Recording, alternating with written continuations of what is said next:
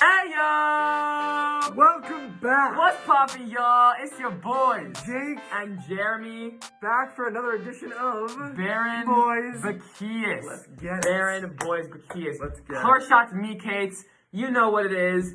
Torah, Musar, Sports, Daf Yomi, all right here with your boys. One short 5-minute episode for you guys this Shabbos. I want to wish you guys a happy Hanukkah, Happy Hanukkah, from everyone. us to you, to your families. We hope it was a lit holiday for you guys, as it was for us down here in H-Town.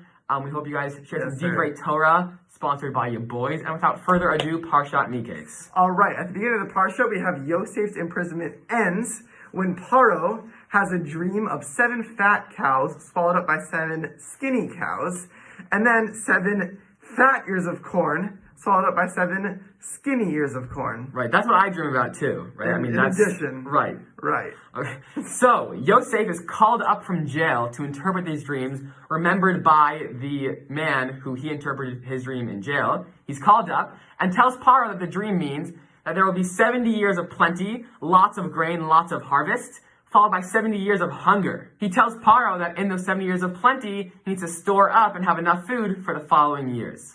All right, so to do this, Paro appoints him as the governor of Egypt.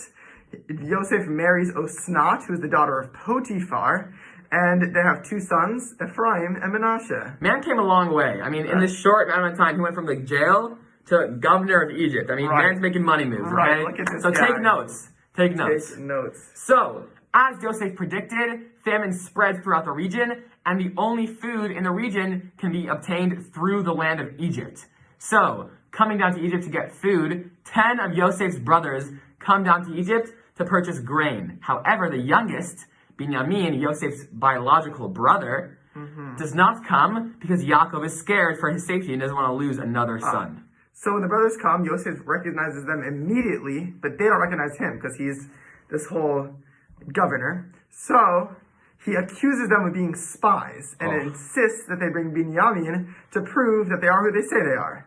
And in order to make sure that they do this, he imprisons Shimon as a hostage. Later, they discover that all of the money that they gave for the food was mysteriously returned to them. Right, so they know something wacky is going on. Spoiler alert, it was by Yosef. Right, spoiler alert. So, after much conversation, Yaakov agrees to send Binyamin down to Egypt, but only after Yehuda assumes responsibility for him. Yehuda's like, listen, my guy, I got Binyamin. Binyamin's on me. And Yaakov's like, okay. So, Yosef receives them kindly, he releases Shimon, and then invites them into a dinner at his house. However, in another attempt to keep them there, Yosef plants his goblet in Binyamin's sack and catches him and then takes him prisoner for stealing from the governor. And then the Parsha ends on a cliffhanger where the goblet is discovered in Binyamin's sack, and Yosef says, it's chill. We'll let all the brothers go. All I need is to take Binyamin as a slave. What's going to happen? Find out next week. Coming off that cliffhanger from the Parsha, we now have some Daf Yomi for you guys, keeping you guys up to date on Psachim and what the Daf Yomiers are doing this week. All right, so it says in Psachim that one is not allowed to make a business out of selling animals that are impure, that are tameh. Now, they do say, though, that if you come across one, you're allowed to sell it, as long as you don't make a business of it. Now, this begs the question, are you really not allowed to sell horses, donkeys, cats, and other non-kosher animals for a business? So what is the verdict? A Tosfot and Talmud Yerushalmi cites that one is permitted to sell animals such as horses and donkeys, but only because they're not used for food, because they're not eaten. If there's an animal that's tameh, that's used for eating, then you cannot make a business out of it, even if you're selling to Nofrim. But animals such as horses, donkeys, dogs, and cats, you can make a business out of because they're not being eaten. So there's a little tidbit of Daf Yomi for the week. Okay, so now that you guys are up to date on the Daf Yomi, we're going to transition now to sports, keeping you guys up to date on what's happening in the sports world. So if you're caught in a sports schmooze, we got you.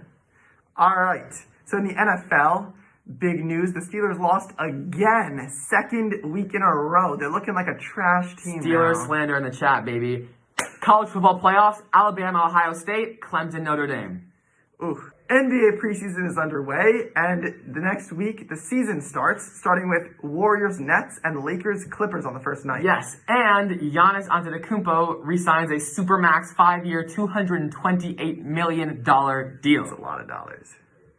Finally, we have a short Torah for you guys, some mussar from your boys to your audience, some nice words of Torah for you guys for this Shabbos at your Shabbos tables. All right, so when Yosef names his son Ephraim, he says the reason for naming him Ephraim is ki hifrani ba'aretz ani'i, that for God has made me fruitful in the land of my affliction. Now the question is, why would Egypt be the land of his affliction? He was so rich in that land, he became literally the second in command. Man was rolling in it, okay?